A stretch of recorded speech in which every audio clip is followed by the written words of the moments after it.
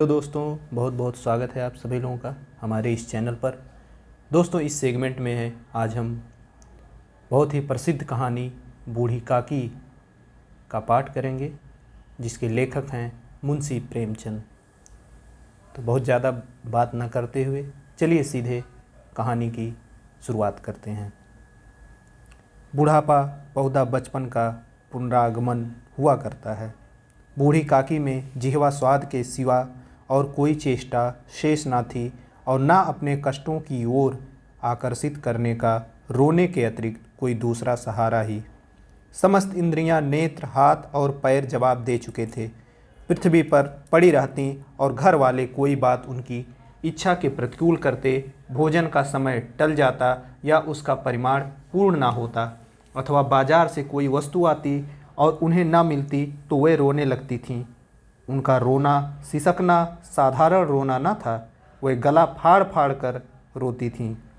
उनके पतिदेव को स्वर्ग सिधारे कालांतर हो चुका था। बेटे तरुण होकर चल बसे थे। अब एक भतीजे के सिवाय और कोई न था। उसी भतीजे के नाम उन्होंने अपनी सारी संपत्ति लिख दी थी। भतीजे ने संपत्ति लिखाते समय तो खूब लंबे चौड़े वादे किए, परंतु वे सब वादे केवल कुली डिपो के दलालों के दिखाए हुए सब्ज बाग थे। यद्यपि उस संपत्ति की वार्षिक आय 150-200 रुपये से कम न थी, तथा बूढ़ी काकी को पेट भर भोजन भी कठिनाई से मिलता था। इसमें उनके भतीजे पंडित बुद्धिराम का अपराध था अथवा उनकी अर्धांगिनी श्रीमती रूपा का। इसका वर्णन करना सहज नहीं। बुद्धिराम स्वभाव के सज्जन थे, किंतु उसी समय तक जब तक कि उनके कोष पर कोई आँच न आए। रूपा स्वभाव से तीव्र थी, सही पर ईश्वर से डरती थी। अतएव बूढ़ी काकी को उसकी तीव्रता उतनी न खलती थी जितनी बुद्धिराम की भलमन साहत। बुद्धिराम को कभी कभी अपने अत्याचार का खेद होता था। विचारते कि इसी संपत्ति के कारण मैं इस समय भला मानुष बना बैठा हूँ। यदि मौखिक आश्वासन और सूखी सहानुभूति के स्थिति में सुधार हो सकता तो उन्हें कदाचित कोई आपत्ति न होती, परंतु विशेष व्यय का भय उनकी सचेष्टा को दबाए रखता था।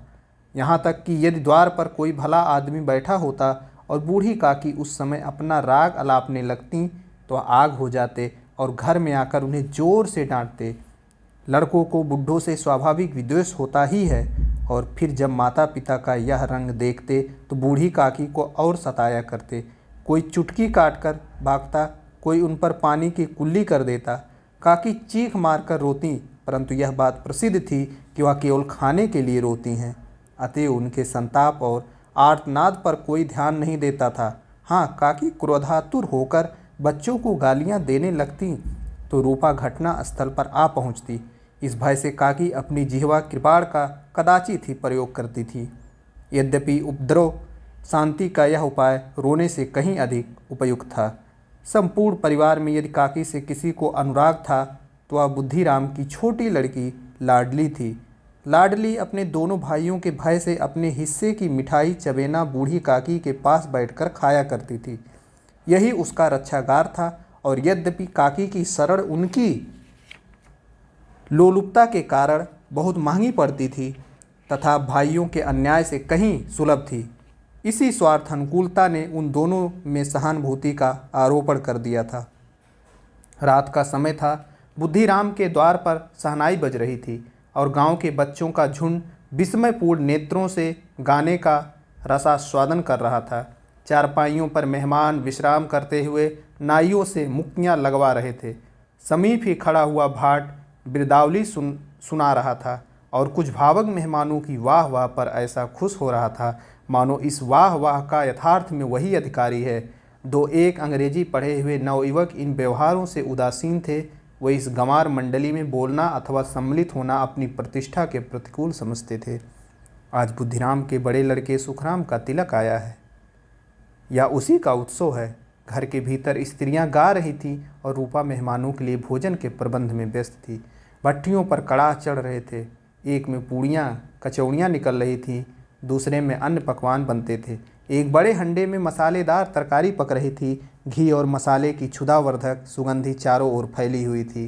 बूढ़ी काकी अपनी कोठरी में शोक में विचार की भांति बैठी हुई थी। यह स्वाद मिश्रित सुगंध उन्हें बेचैन कर रही थी। वह मन ही मन विचार कर रही थीं कि संभवतः मुझे पूर्णिया ना मिलेंगी। इतनी देर हो गई, कोई भोजन लेकर नहीं आया। मालूम होता है सब लोग भोजन कर चुके हैं, मेरे लिए कुछ न बचा। यह सोचकर उन्हें रोना आया, परंतु आशकुन के भय से वह रो न सकीं। आहा, कैसी सुगंधी है! अब मुझे कौन पूछता है, जब रोटियां ही के लाले पड़े तब ऐसे भाग्य कहाँ की भर पेट पूड़ियाँ मिलें। यह विचार कर उन्हें रोना आया। कलेजे में हुक सी उठने लगी, परंतु रूपा के भय से उन्होंने फिर मौन धारण कर लिया। बूढ़ी काकी देर तक इन्हीं दुखदायक विचारों में डूबी रहीं।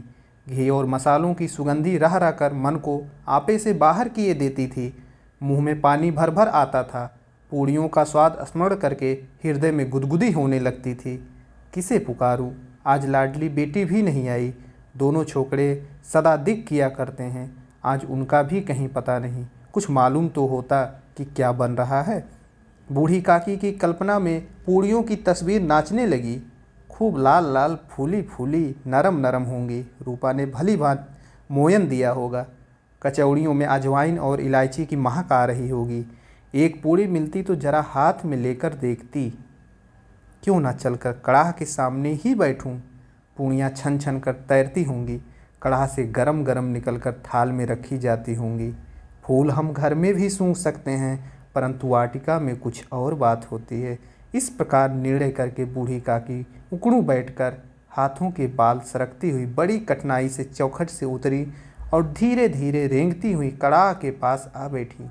यहाँ आने पर उन्हें उतना ही धैर्य हुआ जितना भूखे कुत्ते को खाने वाले के सम्मुख बैठने में होता है। रूपा उस समय कार्यभार से उद्विग्न हो रही थी। कभी इस कोठे में जाती, कभी उस कोठे में, कभी कड़ाह के पास आती, कभी भंडार में जाती। किसी ने 12 से आकर कहा, महाराज ठंडई मांग रहे हैं।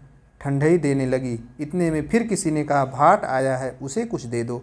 भाट के लिए सीधा निकाल रही थी कि एक तीसरे आदमी ने आकर पूछा, अभी भोजन तैयार होने में कितना विलम्ब है? जरा ढोल मजीरा उतार दो। बेचारी अकेली स्त्री दौड़ते दौड़ते व्याकुल हो रही थी, झुंझलाती थी, कुड़ती थी, परंतु क्रोध प्रकट करने को अवसर न पाती थी। भय होता कहीं पड़ोसिने यह न कहने लगे कि इतने में उबल पड़ी। प्यास से स्वयं उसका कंठ सूख रहा था। गर्मी के मारे फूंकी जाती थी, परंतु इतना अवकाश भी नहीं था कि जरा पानी पी ले अथवा पंखा लेकर झले। यह भी खटका था कि जरा आँख हटी और चीज़ों की लूट मची। इस अवस्था में उसने बूढ़ी काकी को कड़ाह के पास बैठी देखा तो जल गई। क्रोध ना रुक सका। इसका भी ध्यान ना रहा कि पड़ोसिने बैठी हुई हैं। मन में क्या कहेंगी? पुरुषों में लोग सुनेंगे तो क्या कहेंगे? जिस प्रकार मेढक केंचुए पर झपटता है, उसी प्रकार वह बूढ़ी काकी पर झपटी और उन्हें दोनों हाथों से झटक कर बोली, ऐसे पेट में आग लगे? पेट है या भाड़? कोठरी में बैठते हुए क्या दम घुटता था? अभी मेहमानों ने नहीं खाया, भगवान को भोग नहीं लगा, तब तक धैर्य ना हो सका। आकर छाती पर सवार हो गई। जल जाए ऐसी जीभ, दिन भर खाती ना होती तो न जाने किसकी हाड़ी में मुंह डालती। गांव देखेगा तो कहेगा कि बुढ़िया भर पेट खाने को नहीं पाती, तभी तो इस तरह मुंह बाएं फिरती है। डायन ना मरे ना माचा छोड़े, नाम बेचारे पर लगी है, नाक कटवाकर दम लेगी। इतना ठूंसती है, ना जाने कहाँ भस्म हो जाता है। लो, भला चाहती हो तो जाकर कोठरी में बैठो। जब घर के लोग खाने लगेंगे तब तुम्हें भी मिलेगा। तुम्हें कोई देवी ना हो कि चाहे किसी के मुंह में पानी ना जाए, परंतु तुम्हारी पूजा पहले ही हो जाए। बूढ़ी काकी ने सिर उठाया, न रोई न बोली, चुपचाप रेंकती हुई अपनी कोठरी में चली गई। आघात ऐसा कठोर था कि हृदय और मस्तिष्क की संपूर्ण शक्तियाँ, संपूर्ण विचार और संपूर्ण भार उसी ओर आकर्षित हो गए थे। नदी में जब कगार का कोई बृहद खंड कटकर गिरता है तो आसपास का जनसमूह चारों ओर से उसी स्थान को पूरा करने के लिए दौड़ता है। भोजन तैयार हो गया।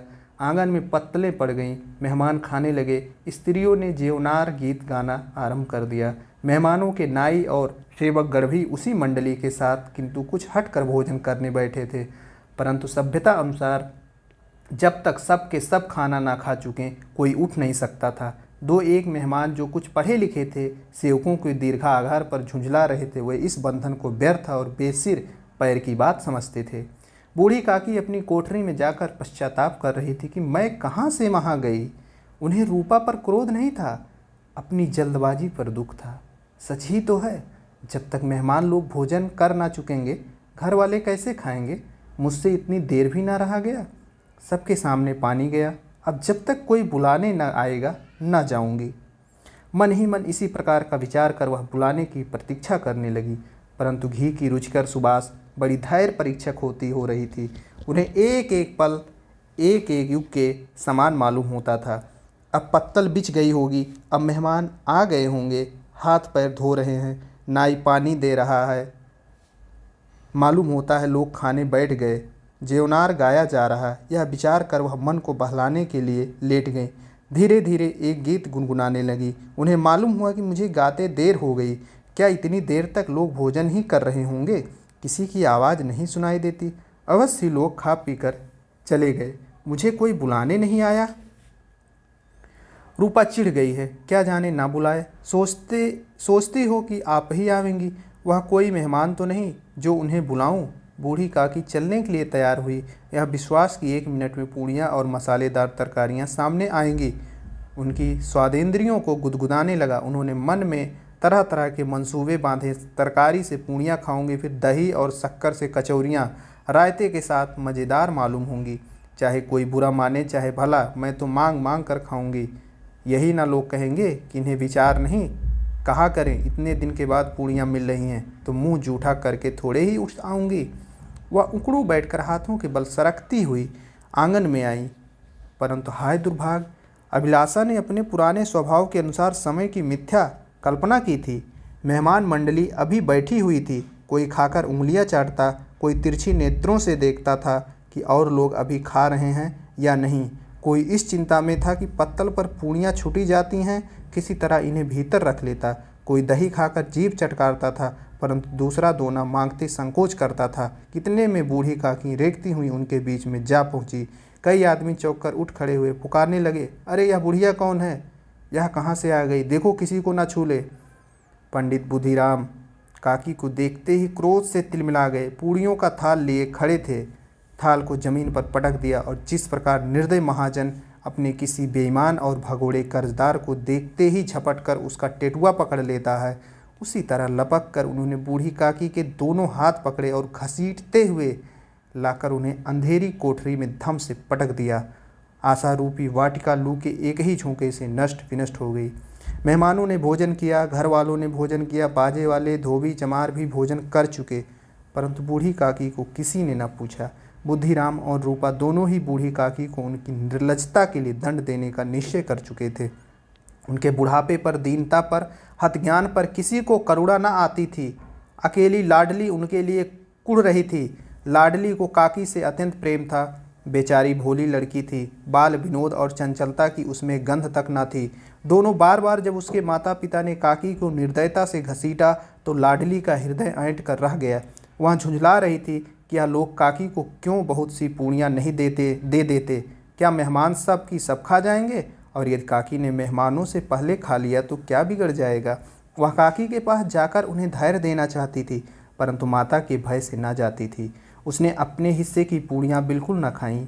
अपनी गुड़ियों की पिटारी में बंद कर रखी थी। वह उन पूड़ियों को काकी के पास ले जाना चाहती थी। उसका हृदय अधीर हो रहा था। बूढ़ी काकी मेरी बात सुनते ही उठ बैठेंगी। पूड़ियाँ देखकर कैसी प्रसन्न होंगी, मुझे खूब प्यार करेंगी। रात के 11 बज गए थे। रूपा आंगन में पड़ी सो रही थी। लाडली की आंखों में नींद न आती थी। काकी को पूड़ियाँ खिलाने की खुशी उसे सोने ना देती थी। उसने गुड़ियों की पिटारी सामने ही रखी थी। जब विश्वास हो गया कि अम्मा सो रही हैं तो वह चुपके से उठी और विचारने लगी, कैसे चलूँ? चारों ओर अंधेरा था, केवल चूल्हों में आग चमक रही थी। चूल्हे के पास एक कुत्ता लेटा हुआ था। लड़की की दृष्टि द्वार के सामने वाले नीम की ओर गई। उसे मालूम हुआ कि उस पर हनुमान जी बैठे हुए हैं। उनकी पूंछ, उनकी गदा सब स्पष्ट दिखाई दे रही है। मारे भय के उसने आंखें बंद कर ली। इतने में कुत्ता उठ बैठा। लाडली को ढांढस हुआ। कई सोए हुए मनुष्यों के बदले एक जागता हुआ कुत्ता उसके लिए अधिक धैर्य का कारण हुआ। उसने पिटारी उठाई और बूढ़ी काकी की कोठरी की ओर चली। बूढ़ी काकी को केवल इतना स्मरण था कि किसी ने मेरे हाथ पकड़कर घसीटे। फिर ऐसा मालूम हुआ जैसे कोई पहाड़ पर उड़ाए लिए जाता है। उनके पैर बार बार पत्थरों से टकराते, तब किसी ने उन्हें पहाड़ पर से पटका। वह मूर्छित हो गई। जब वह सचेत हुई तो किसी की जरा आहट भी न मिलती थी। समझी कि सब लोग खा पी कर सो गए और उनके साथ मेरी तकदीर भी सो गई। रात कैसे कटेगी, राम क्या खाऊं, पेट में अग्नि धधक रही है। हाँ, किसी ने मेरी सुधि ना ली। क्या मेरा ही पेट काटने से धन जुड़ जाएगा? इन लोगों को दया नहीं आती कि जाने बुढ़ियाँ कब मर जाए, उसका जी क्यों दुखावे। मैं पेट की रोटियां ही खाती हूँ कि और कुछ। इस पर यह हाल, मैं अंधी अपाहिज ठहरी, ना कुछ सुनूं ना बूझूं। यदि आंगन में चली गई तो क्या बुद्धिराम से इतना कहते ना बनता था कि काकी अभी लोग खा रहे हैं, फिर आना। मुझे घसीटा, पटका। उन्हीं पूड़ियों के लिए रूपा ने सबके सामने गालियाँ दी। उन्हीं पूड़ियों के लिए इतनी दुर्गति करने पर भी उनका पत्थर का कलेजा न पसीजा। सबको खिलाया, मेरी बात तक न पूछी। जब तब भी न दी, तब अब क्या देंगे। यह विचार कर काकी निराशामय संतोष के साथ लेट गई। गलानी से गला भर भर कर आता था, परंतु मेहमानों के भय से रोती न थी। सहसा उनके कानों में आवाज़ आई, काकी उठो, मैं पूड़ियाँ लाई हूँ। काकी ने लाडली की बोली पहचानी, चटपट उठ बैठी, दोनों हाथ से लाडली को टटोला और उसे गोद में बैठा लिया। काकी ने पूछा, क्या तुम्हारी अम्मा ने दी है? लाडली ने कहा, नहीं, यह मेरे हिस्से की हैं। काकी पूड़ियों पर टूट पड़ी। 5 मिनट में पिटारी खाली हो गई। लाडली ने पूछा, काकी पेट भर गया? जैसे थोड़ी सी वर्षा ठंडक के स्थान पर और भी गर्मी पैदा कर देती है, उसी भांति इन थोड़ी सी पूड़ियों ने काकी की क्षुधा को और इच्छा को उत्तेजित कर दिया था। बोली, नहीं बेटी, जाकर अम्मा से और मांग लाओ। लाडली ने कहा, अम्मा सोती हैं, जाऊंगी तो मारेंगी। काकी ने पिटारी को फिर टटोला, उसमें कुछ खुरचन गिरे थे, उन्हें निकाल कर वह खा गई। बार बार होंठ चाटती थी, चटकारें भरती थी। हृदय महसूस रहा था कि और पूड़ियाँ कैसे पाऊँ। संतोष से तो जब टूट जाता है तब इच्छा का बहाव अपरिमित हो जाता है। मतवालों को मद स्मरण करना उन्हें मदांध बनाता है। काकी का अधीर मन इच्छा के प्रबल प्रवाह में बह गया। उचित और अनुचित का विचार जाता रहा। वह कुछ देर तक उस इच्छा को रोकती रही। सहसा लाडली से बोली, मेरा हाथ पकड़कर वहाँ ले चलो जहाँ मेहमानों ने बैठकर भोजन किया। लाडली उनका अभिप्राय समझ न सकी। उसने काकी का हाथ पकड़ा और ले जाकर जूठे पत्तलों के पास बैठा दिया। दीन, क्षुधातुर, हतज्ञान बुढ़िया पत्तलों से पूड़ियों के टुकड़े चुन चुन कर भक्षण करने लगी। ओह, दही कितना स्वादिष्ट था, कचौरियाँ कितनी सलोनी, खस्ता कितने सुकोमल। काकी बुद्धिहीन होते हुए भी इतना जानती थी कि मैं वह काम कर रही हूँ जो मुझे कदापि नहीं करना चाहिए। मैं दूसरों की जूठी पत्तल चाट रही हूँ, परंतु बुढ़ापा तृष्णा रोग का अंतिम समय है, जब संपूर्ण इच्छाएं एक ही केंद्र पर आ जाती हैं। बूढ़ी काकी में यह केंद्र उनकी स्वादेंद्रियाँ थीं। ठीक उसी समय रूपा की आंखें खुली। उसे मालूम हुआ कि लाडली मेरे पास नहीं है। वह चौकी चारपाई के इधर उधर ताकने लगी कि कहीं नीचे तो नहीं गिर पड़ी।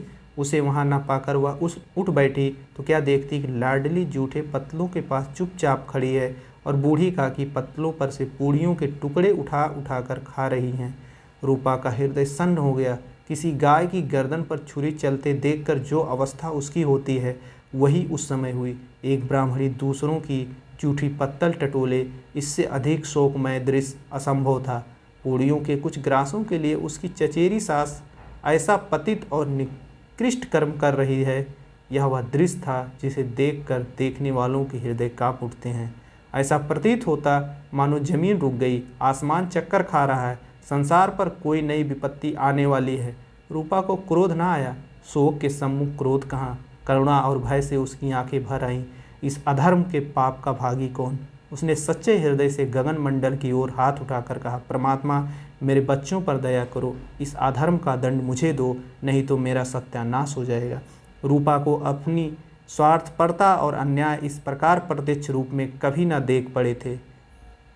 वह सोचने लगी, हाय कितनी निर्दय हूँ, जिसकी संपत्ति से मुझे 200 रुपया वार्षिक आय हो रही है, उसकी यह दुर्गति और मेरे कारण। हे दयामय भगवान, मुझसे भारी चूक हुई है, मुझे क्षमा करो। आज मेरे बेटे का तिलक था, सैकड़ों मनुष्यों ने भोजन पाया, मैं उनके इशारों की दासी बनी रही, अपने नाम के लिए सैकड़ों रुपए व्यय कर दिए, परंतु जिसकी बदौलत के हजारों रुपए खाए, उसे इस उत्सव में भी भरपेट भोजन न दे सकी। केवल इसी कारण तो वृद्धा असहाय है रूपा ने दिया जलाया, अपने भंडार का द्वार खोला और एक थाली में संपूर्ण सामग्रियां सजा कर लिए हुए बूढ़ी काकी की ओर चली। आधी रात जा चुकी थी। आकाश पर तारों के थाल सजे हुए थे और उन पर बैठे हुए देवगण स्वर्गीय पदार्थ सजा रहे थे, परंतु उनमें किसी को वह परमानंद प्राप्त ना हो सकता था जो बूढ़ी काकी को अपने सम्मुख थाल देखकर प्राप्त हुआ।